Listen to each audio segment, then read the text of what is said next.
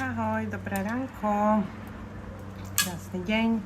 Je úplne v poriadku nemať niekedy energiu.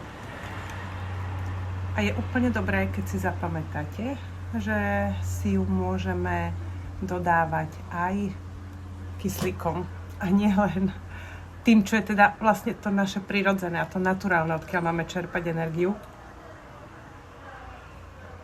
A nie len z kofeínu, cukrov, sladidiel, taurínov a podobných.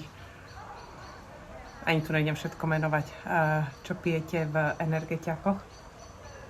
Takže ja vždycky si dávam doma, aby som mala možnosť si plechovku oplachnúť.